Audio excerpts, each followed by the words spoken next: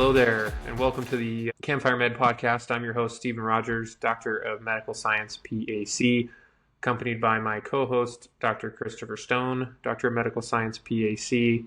This is a talk show podcast from a physician assistant perspective, talking about everything from health and wellness to current events, sports, and anything else that we feel like talking about. Just a disclaimer, anything you hear on this podcast is not a replacement for information from your trusted healthcare provider.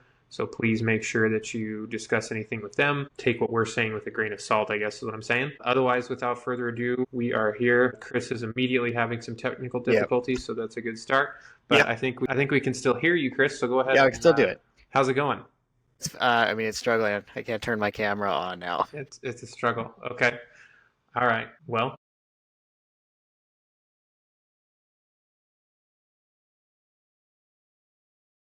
Good start. Okay. Good start. Okay. Well, hopefully we're good and we're back. All right. This is a professional show. Yeah. Done by professionals. Well, hey. Okay. Welcome, Chris. Hey, this week, I'm going to talk about a couple of things in the news. I'm going to talk about red dyes, specifically red number 3, which you may have heard has recently been banned by the FDA. Yeah. I'm going to talk a little bit about RFK Jr. in that, and then some recent decisions with the new administration on healthcare around the world, specifically the U.S. planning to withdraw from the WHO, World Health Organization.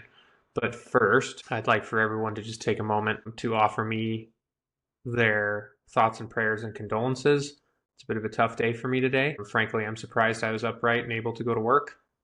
My beloved Buffalo Bills did not do so hot. So sad. Yes. And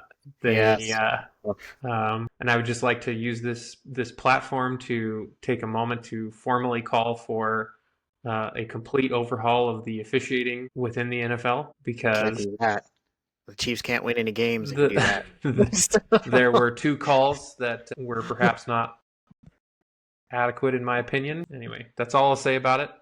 I don't know that I can even handle talking about it anymore, but I appreciate anyone's thoughts and prayers out there. It's a sad day. It was a sad day. Sad day. Okay, well, let's just jump right into it then.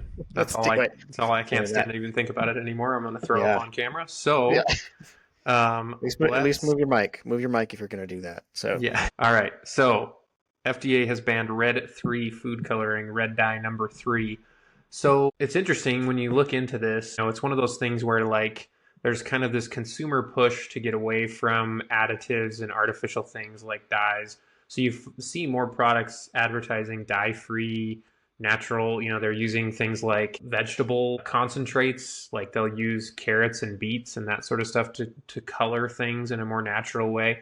So there's always not always, but in the last 10-ish years that I can remember anyway, offhandedly, there's always been this sort of idea that dyes and artificial coloring is bad for you, but there's never really been this definitive stance from the governing bodies, federal government, FDA, those guys, until now, where they have banned red dye number 3. So first and foremost, what is red dye number 3? Why was it banned? And where do we go from here, right? So first, what is red dye number 3? So looking at an article here through PBS News, red dye number 3, also called FDNC red number 3 erythrocene, or E127.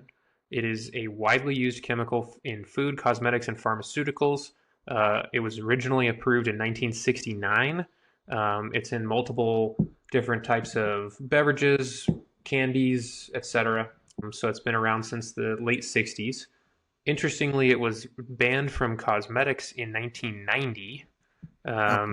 Good. Don't want that on my face. Good. Yeah. Good. You can eat it, but don't use it to put it on your makeup or whatever. Right. Yeah, put it on your face. Your body, but not on your face. Yeah. It absorbs it anyway. So. Yeah. This stuff's made from petroleum. Did you know that? It's made from petroleum? Well, I mean, it's a petrolite. So there's a lot of things that are made out of petroleum, and so that's a whole nother bag of worms, man. But there's a lot of things made from petroleum. Anyway, so interestingly, the state of California banned its use in 2023 with an effective date of 2027. So they're requesting companies begin to phase it out. And then now the difference is the headliner now is that the FDA, the Federal Food and Drug Administration, has banned it. So what is it? It is essentially a colorant dye chemical that is used in multiple things, mostly foods at this point, and that it's already been banned in cosmetics. The European Union has banned it from food as well, so the United States and Canada are two of the major countries still allowing it. Until now, the United States has banned it. So then why did it get banned? Let me take a step back, actually, Chris. Let me bring you in here. So, I mean, Thanks. You are familiar with red dyes and artificial dyes kind of before all this? A little bit, I've had my Gatorade and, about Pop any Tarts. Kind of, all the good ones, so definitely had that. I probably drank my weight of it when I was a kid, but, so I know like red dye 40 and number 3 and, yellow dye number 5, all those things. Yeah. So I'm definitely familiar with them. Probably had way too much of them as well. So, I mean, do these, I mean, so we're going to get rid of red dye number 3. What do you think is going to replace it? Are they going to just be like, go ahead and use more red dye number 40 then? That's fine. Or is there like a plan? No. Or am I jumping ahead?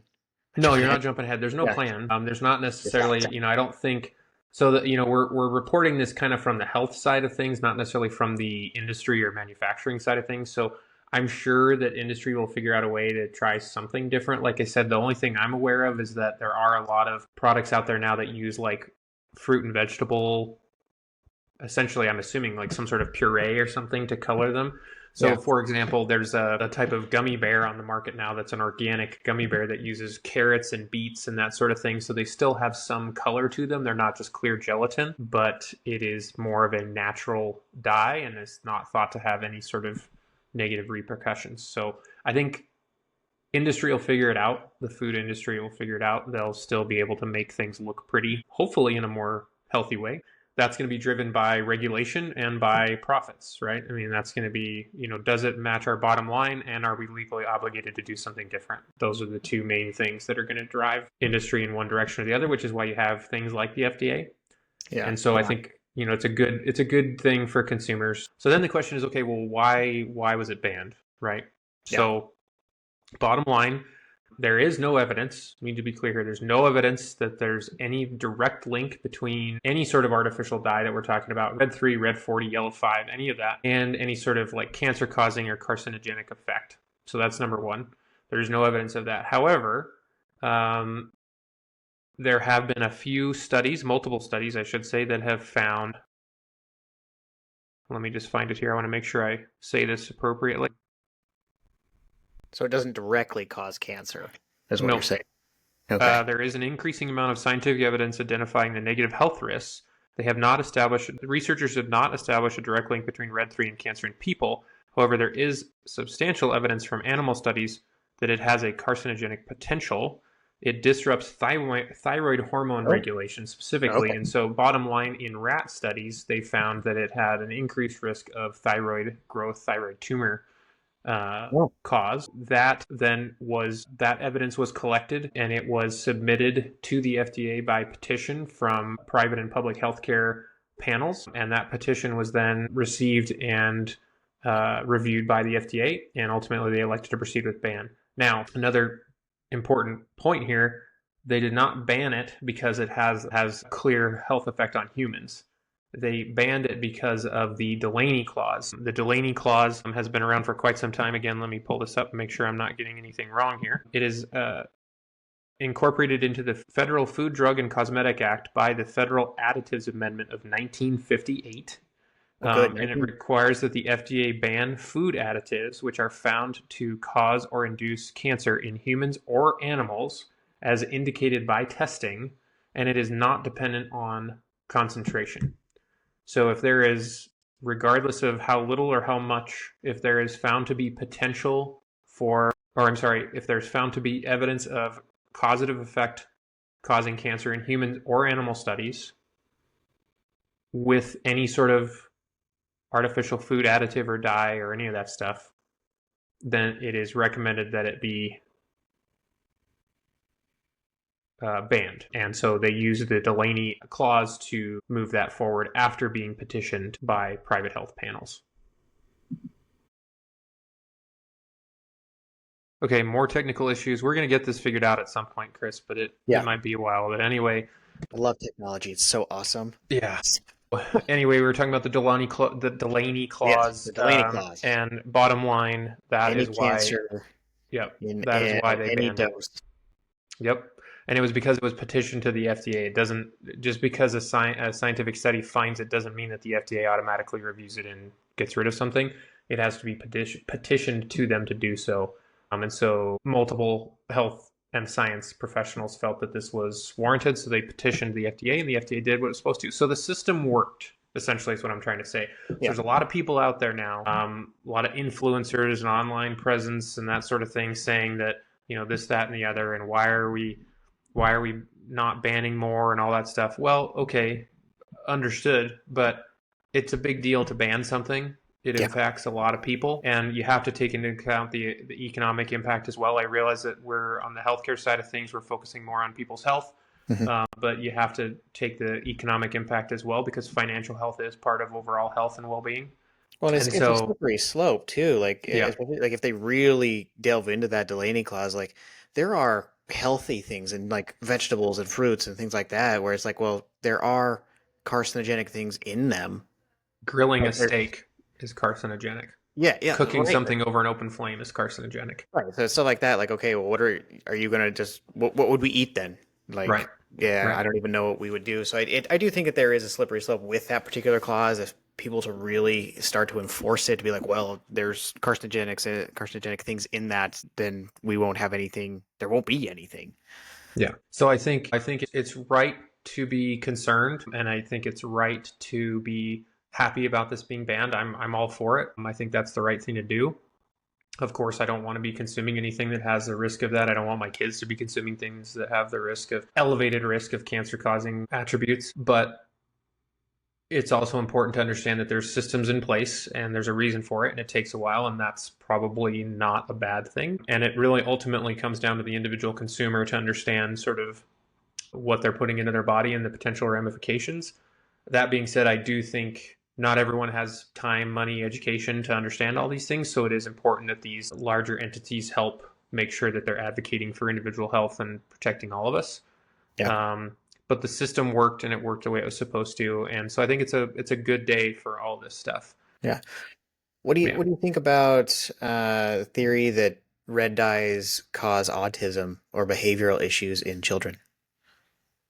Yeah. So I think it depends on who you talk to. I think there's an increasing body of evidence that there are multiple effects from what we eat that can cause multiple things. In my field of orthopedics and sports medicine, there's lots more information about inflammatory diets. And there's certain things, sugars and refined products, causing inflammation, thereby causing pain and increased risk of injury and poor healing and that sort of thing. And I think it's the same thing with the red dyes and the artificial dyes with behavioral change.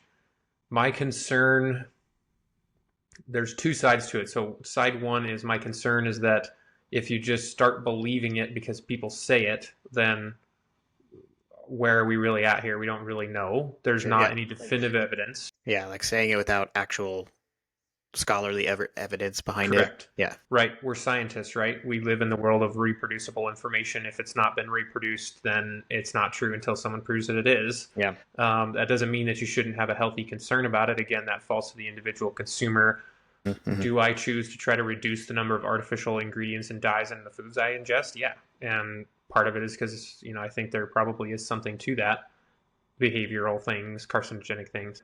Other part of it, the more cynical side of me, I don't know when that type of thing is going to gain a lot of traction and get a lot of buzz to create enough money to then be able to study it appropriately and produce those, results. peer reviewed double blind cohort Yeah, studies, because there's not enough money in it, right? I mean, that's what drives a lot of things are driven financially, including NIH grants and things like that. Part of my concern with some of the things that the new administration is doing, which is kind of part of a next part we're talking about, is that NIH is frozen currently as we speak. Grants are not going out, and there's concern about cuts in funding. yeah, The way we figure this stuff out is by studying it, and you have to have money to do that. And there's not a ton of money in figuring out whether or not red food dyes cause autism. Yeah. right? More behavioral changes. Yeah. Yeah, there's way more money available to figure out a new drug for weight loss or a new drug for diabetes or a new drug for psoriatic arthritis. And so there's not as it doesn't mean that that there aren't people out there trying to make this happen and there aren't people working hard to do it. It means that there is not as much systematic traction in order to make it happen quickly and effectively with good data because you don't have the money to do it. Yeah. Well, I don't know that there's a lot of parents lining up. Be like, go ahead and test my kid. Let's Yeah. feed my kid a whole bunch of dyes and Yep. see There what you go. happens to them. I mean, Yep. I'm not a parent. I know you are, but I'm like, even if I was, I'm like, I'm not signing my kid up for that study to be like, No. do it. I just don't Yeah, think I mean, people are doing yeah, that. you're talking about, pediatric research is difficult because, yeah, are you going to have a bunch of little kiddos line up and have to chug a bunch of Red 40 and then turn them loose Yeah. and see how they do? I mean, Right. so there are certainly some socioeconomic and ethical concerns with the research, even if you had the money.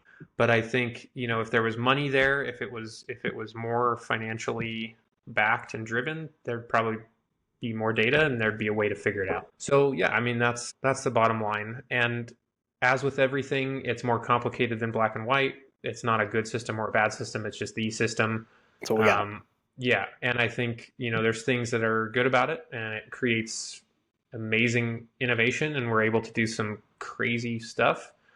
But there's also things that get left behind, and that are probably worth it, but for whatever reason, the market doesn't reward that, and so we don't follow it. Yeah. And part of it's got to be some like safety checks and whatnot. Like, well, it failed at some point in the process, and so they had to go back and rework it. I'm sure there's something along with that as well. It's like, well, we just haven't made a safe product or safe enough product because we hate recalling things. Yeah, yeah. So, got a little bit of a carjacking going on outside there. Or Yeah, something? I don't know. I don't know. I'm like, oh, what is that? Yeah. Good, quick move on the muting the microphone though. That was solid. That's veteran podcaster right there. That Oh, was thank you. nice. Thank You you. see, I can see the panic in your eyes when. I was like, oh my. Like, who's doing that and why? I don't want to have to record this bullshit again. We Yes. gotta, you gotta mute that. Okay, well, good. All right. Yeah, I mean, I think we accomplished what we wanted to accomplish with that as Yeah. far as getting that information. Anything else to add on the Red 3 ban? No, I think it's good. It's also a nice way to get into our next topic with the WHO and the U.S.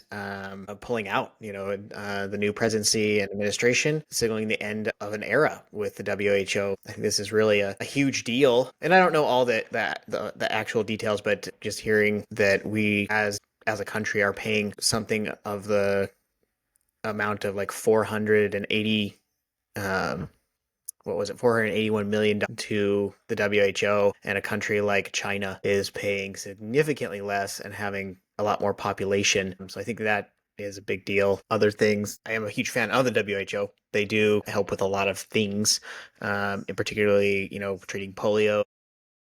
Oh man, these freaking technological issues, so much fun.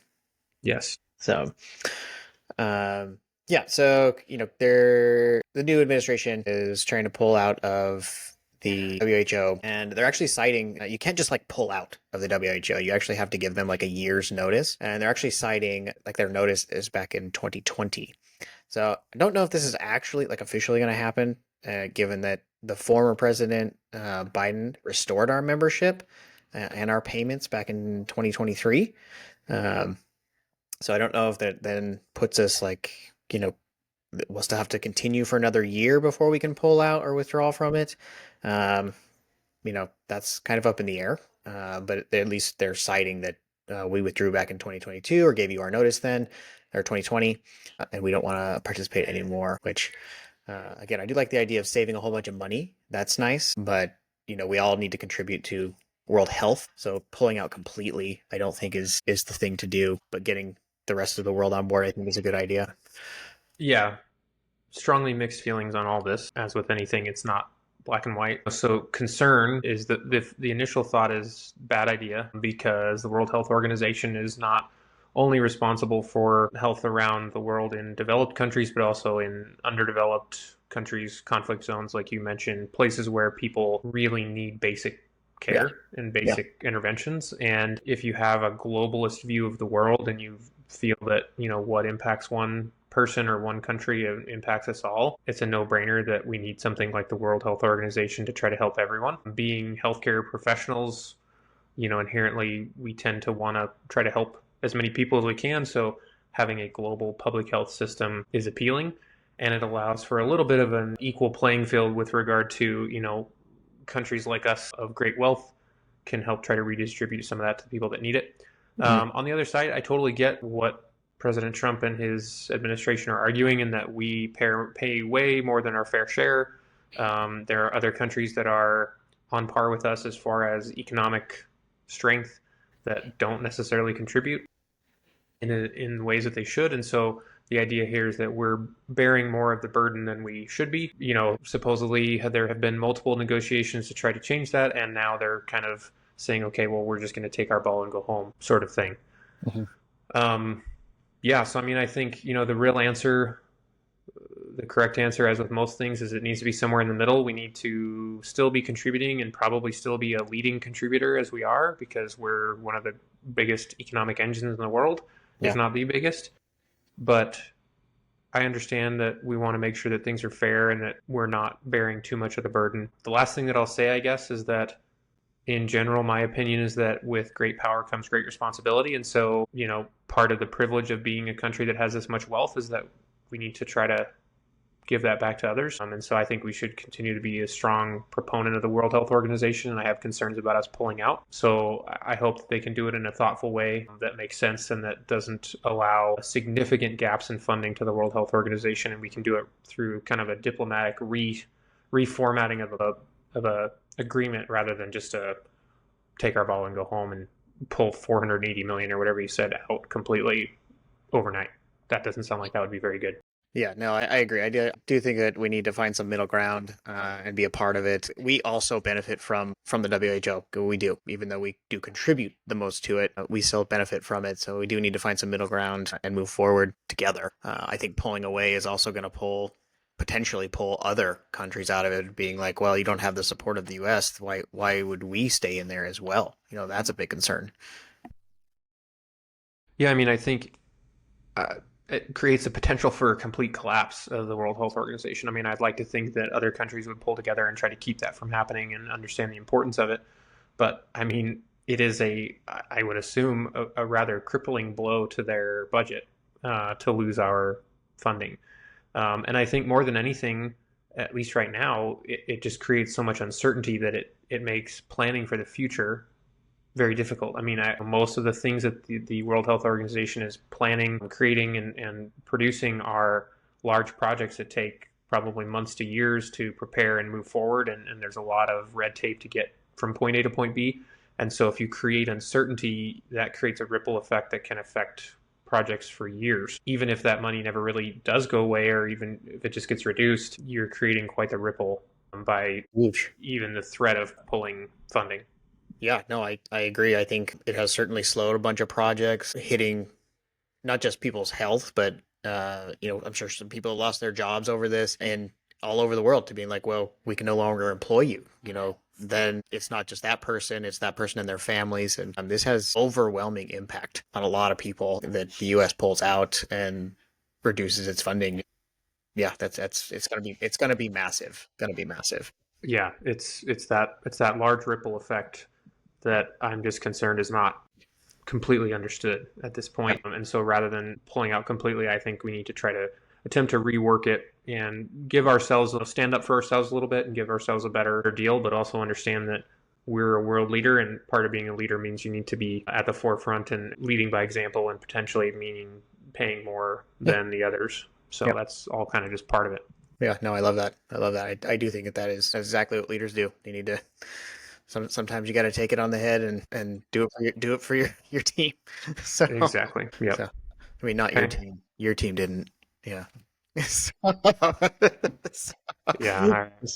I'll let you have that one. No more though. Yeah. Okay. Okay. You can have that one. These were such serious topics. I thought we should have a little bit That's more true. comic relief. Yeah, we need to be. Yep. Well, I'll lighten the mood here by saying that heart disease continues to be the number one killer of Americans. In 2022, more than 1,600 Americans died directly related to cardiovascular disease. So All right. that's just something that just hit the news wires about 4 hours ago. Good. So Good. not necessarily surprising, but Yeah. cardiovascular disease. Got to take care of your heart, man. That's what kills more people in the U.S. than anything. That's right. Exercise, eat a healthy diet, exercise some more. So- Yeah. Yeah. Green leafy vegetables, etc., etc. Yeah. Yeah. Anything else to add, Chris? Anything else you want to talk about? No, I think that was good. I mean, I was really excited to talk about those red dyes and to see what RFK is going to be doing to move that forward, as well as, again, this WHO thing, I think is going to be fascinating to see how it turns out for us and the world. So, I mean, these are great topics and I think are very controversial. Yeah, for sure. Did you know that the Doctors Without Borders organization is a pretty well-known organization, does not utilize PAs? No, I Yeah. didn't. They Why don't is use why is PAs. that? They just I why don't know. not? I don't know. No. You can't even sign up if you're a PA. Wow, that's shocking. Yeah.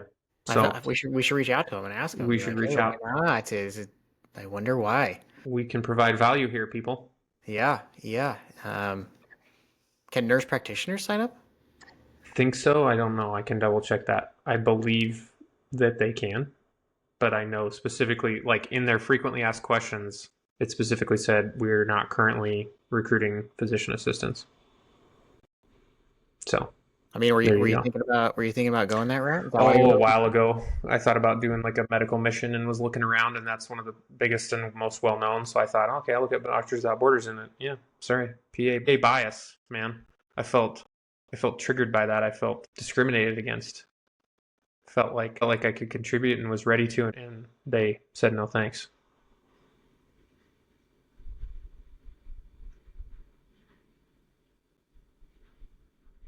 Sure, yeah, as a PA, a little bias. Yeah.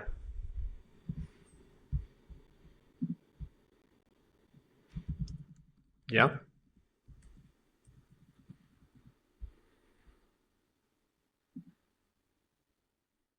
And there's like multiple wars going on across the world, and famine and death and disease, and yeah.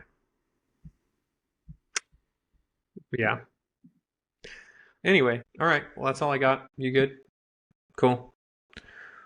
Well, as always, check us out. Instagram, Campfire Med Pod, all one word. Check us out on YouTube as well, youtube.com/Campfire Med Pod, all one word. Trying to grow the YouTube channel, so make sure you check that out. Have some shorts as well as full video versions of our podcast episodes here. You can also view video podcast episodes on Spotify. Most of the other podcast platforms are audio only, but if you are interested in video, you can check it out on Spotify or YouTube. Make sure you like and subscribe to all those. Relatively soon, we're going to be coming out with a way to get some email newsletters to you. Also working on some PA Toolkit PDFs that'll be available for our listeners. Have some cool stickers here that we're looking to give away. Make sure if you're interested in a free sticker, just DM me on Instagram or send me an email, Stephen, STEPHEN at campfire-med.com, and I will send that out to you ASAP. I have some of these cool ones here, and then some die cut coming ones, die cut stickers coming as well. And then going to be getting some other merch and swag that we want to give away to our listeners and subscribers. So make sure you like and subscribe and tell your friends. We would really appreciate it. That's all I got. So without further ado, let's tell them to go get them.